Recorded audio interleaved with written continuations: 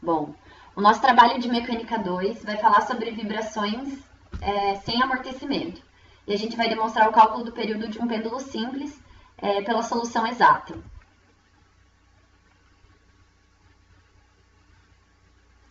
Uma vibração mecânica, ela é o movimento de um ponto material ou de um corpo que oscila em torno de uma posição de equilíbrio, que é geralmente produzida quando um sistema é deslocado de sua posição de equilíbrio estável, onde o sistema tende a retornar a essa posição sob a ação de forças restauradoras.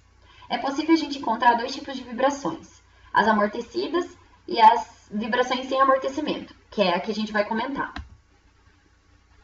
Uma vibração sem amortecimento, ela é quando o efeito do atrito pode ser desprezado. A maioria das vibrações encontradas na engenharia pode ser representada pelo movimento harmônico simples. Ele é um movimento oscilatório quando a aceleração e a força resultante vão ser proporcionais e se opõem ao deslocamento. Um exemplo do movimento harmônico simples é o pêndulo simples. Agora a gente vai demonstrar o cálculo do período de um pêndulo simples na solução exata. Nós temos um pêndulo simples e essa é a dedução do seu período. Existem dois tipos de deduções para isso, a exata e a aproximada. A aproximada, ela é para ângulos pequenos que têm oscilação menores que 10 graus. E a exata, que é a que a gente vai apresentar, é para qualquer tipo de ângulo. Então, considerando o diagrama de corpo livre, um pêndulo simples constituído em uma massa M presa a uma corda de comprimento L, que pode se oscilar num plano vertical de acordo com a figura A. A figura B representa o diagrama de um corpo livre do pêndulo simples, em um determinado instante t e com um ângulo θ em relação à vertical. As forças que atuam sobre a massa são seu peso P e a força de tração T exercida pela corda. Bom, primeiramente, nós vamos analisar o eixo T usando a segunda lei de Newton. Vamos ter que o somatório das forças em T vai ser igual a massa vezes a aceleração em T. Mas a aceleração em T, ela pode ser descrita como dv sobre dt. O v ele é igual ao ômega vezes L, onde o ômega é a velocidade angular e o L é o comprimento do fio. Como L é constante, nós podemos isolá-lo da derivada, então a aceleração em T vai ser igual a L, θ 2 pontos. A única força que age sobre o eixo T é a decomposição do vetor P, isso é, menos P seno θ. E substituindo na equação, nós temos que menos P seno θ vai ser igual a ml θ 2 pontos. O peso é igual a massa vezes a gravidade. Substituindo na equação, nós temos menos mg seno de θ, que vai ser igual a ml θ 2 pontos. Simplificando essa equação, nós encontramos o θ 2 pontos mais g sobre L, seno de θ, que vai ser igual a zero. E esta vai ser a nossa equação número 1. Agora, multiplicando a equação número 1 por θ ponto e considerando que o θ pertence ao intervalo de menos θm até θm, onde o θm ele é o ponto do repouso do pêndulo, então teremos a equação que vai ser multiplicada por θ ponto, que quando a gente aplica a distributiva, nós vamos ter essa equação. O próximo passo, uma parte da equação, ela vai ser isolada, para daí sim a gente integrar os seus dois lados. Aplicando essas integrais dos ambos os lados, nós vamos ter a seguinte equação. E isolando o dθ, nós vamos ter essa equação. Certo, então isolando o dθ e o dt, integrando os dois lados no quarto de período no quarto de período de t igual a zero e θ igual a zero, a t igual a τ por 4 e θ igual a θm. Nesse caso, τ é por 4, pois o período do pêndulo atinge o ângulo máximo em um quarto do seu período. Então, por isso que esse intervalo vai até τ sobre 4. Então, integrando os dois lados, nós chegamos nessa equação. Substituindo o cosseno de θ por essa identidade trigonométrica e por cosseno θm, nós chegamos nessa equação.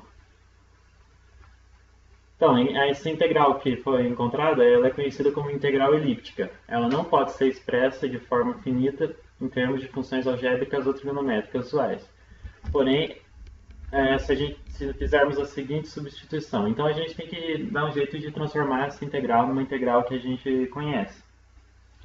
Então, usando essa identidade aqui, nós substituímos o t deixamos ele em função de φ. Transformamos os valores do intervalo, quando θ era 0, φ igual a 0, e quando θ aqui está errado, é para ser θm, então quando θ é igual a θm, φ vai ser igual a meio π. Então, fazendo a derivada dos dois lados aqui, nós chegamos aqui nessa equação, e isolando esse dθ, chegamos aqui. Então a gente pode substituir esse dθ na integral anterior e nós encontramos essa integral, essa equação. Essa equação, então, deixando esse seno ao quadrado em evidência, nós podemos tirar ele da raiz, para ficar assim. Usando uma identidade trigonométrica na parte de baixo também, da equação anterior, nós podemos tirar da raiz. Fica apenas esse seno, que pode ser cortado aqui por esse de cima também. Simplificando, fica apenas 1 sobre cosseno θ sobre 2. Usando a identidade trigonométrica também e a substituição que nós já fizemos no slide anterior, podemos chegar aqui, nesta integral, nessa equação, que nós vamos chamar de 2.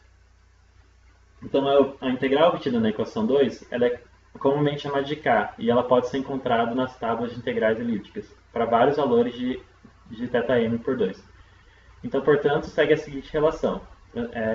É a mesma coisa de cima, só deixando a integral como K. Essa é a equação 3. Então, para comparar o resultado com o período de um pêndulo simples com pequenas amplitudes, a gente deve multiplicar e dividir por π. Então, vai ficar tal igual a 4kπ sobre π, vezes raiz de L sobre G. Então, comparando com a equação que a gente já conhece, que é para pêndulo que é para ângulos pequenos, que no caso seria essa equação, só a parte que está dentro do parênteses, que é 2π vezes raiz de LG. Isso aqui é para quando o ângulo é pequeno, é para ter um resultado aproximado. E esse 2k sobre π, então, é o coeficiente de correção. Então, quando esse coeficiente de correção é multiplicado pelo aproximado, nós temos a equação total, que é a do resultado exato, para nós termos o resultado exato.